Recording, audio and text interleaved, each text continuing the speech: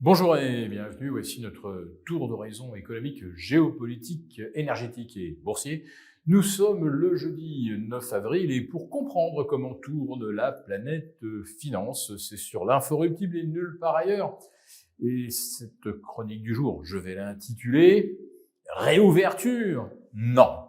Forfaiture. Le projet de cessez-le-feu est une pure fiction.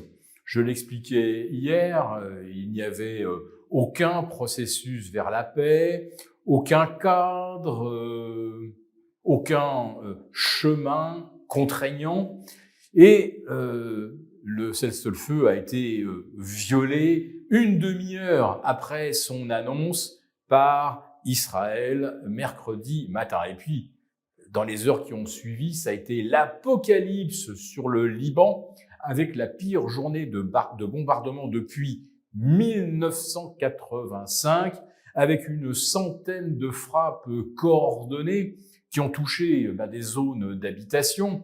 Alors évidemment, l'excuse est toujours la même. Il s'agissait de viser des membres du Hezbollah. Bon, la réalité, c'est que des centaines de civils qui n'ont rien à voir avec le Hezbollah ont été ou tués ou blessés. Et ce qui a d'ailleurs provoqué pour la première fois une réaction d'indignation des médias européens qui, jusqu'à présent, n'avaient consacré que quelques images et des commentaires édulcorés pour rendre compte de la destruction de villages entiers, de villages parfois multimillénaires, dans une indifférence ou plutôt une omerta totale. Donc cette fois-ci, les lignes commencent vraiment à bouger. Mais revenons-en à ce titre, réouverture ou forfaiture. Eh bien, tout ce qui importait pour les marchés, c'était effectivement de pouvoir lire le terme réouverture. Mais en réalité, le détroit a été refermé moins de 8 heures après l'annonce du cessez-le-feu.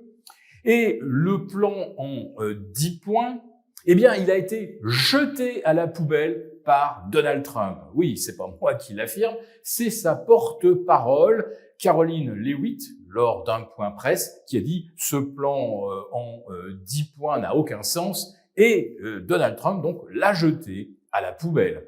Et J.D. Vance renchérissait ce jeudi matin en expliquant que l'arrêt des bombardements sur le Liban ne faisait absolument pas partie des 10 points sur lesquels les États-Unis et l'Iran pouvaient éventuellement discuter. Moins de 10 minutes plus tard, démenti formel du Premier ministre pakistanais qui expliquait que oui, dans ce plan proposé et qui a amené l'Iran à accepter le principe de la réouverture du détroit, eh bien, il y avait effectivement l'arrêt des hostilités et des opérations militaires au Liban, mais également contre les Houthis, et en fait, l'arrêt de toute hostilité entre Israël et le Hezbollah.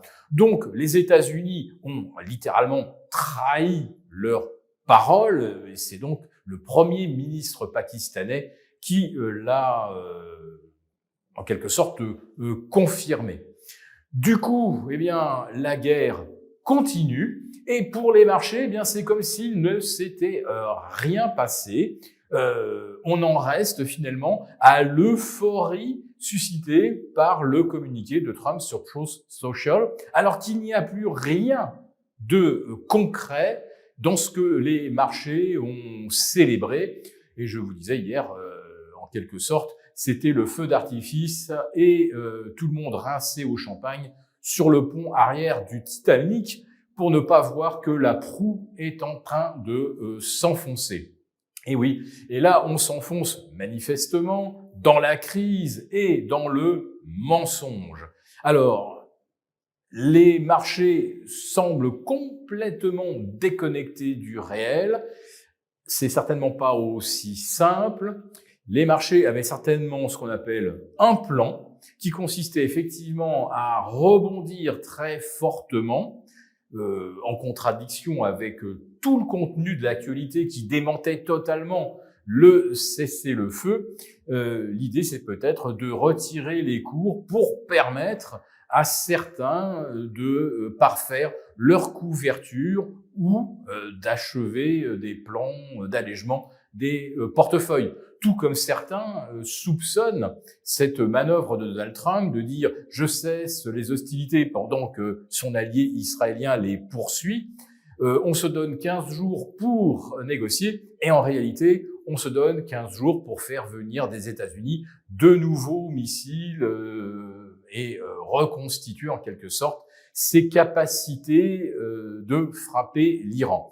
Bon, c'est évidemment une supposition, mais si elle s'avère exacte, les marchés qui sont revenus hier à 4-5% de leurs records absolus en quelques heures, eh bien, ils ont carrément retrouvé des niveaux d'avant le 28 février. C'est comme si la guerre n'avait jamais eu lieu. Or, on sait que les bombardements réciproques d'installations pétrolières, chimiques, pétrochimiques et industrielles se poursuivent au moment où j'enregistre. Quand les marchés vont de nouveau accepter d'intégrer les éléments du réel, eh bien, la correction pourrait reprendre encore plus violemment et bien plus violemment que celle qu'on a observée depuis le 28 février. Pour vous remercier de votre fidélité, nous vous invitons à télécharger gratuitement notre rapport spécial qui contient notre solution pour préserver votre épargne face à la montée des tensions géopolitiques et qui pourrait même déboucher sur une nouvelle guerre mondiale. Il vous suffit de cliquer sur le lien en description pour l'obtenir gratuitement. Merci beaucoup d'avoir regardé cette vidéo. N'hésitez pas à réagir dans les commentaires ou à liker et partager cette vidéo si le contenu vous a plu. Et pour ne rater aucune de nos prochaines émissions, vous pouvez vous abonner à notre chaîne et activer les notifications. Et pour plus de contenu, n'oubliez pas que le dernier rapport rédigé par nos experts est accessible en cliquant sur le lien de description. On se retrouve tout de suite dans les commentaires et je vous dis à très bientôt pour une prochaine vidéo.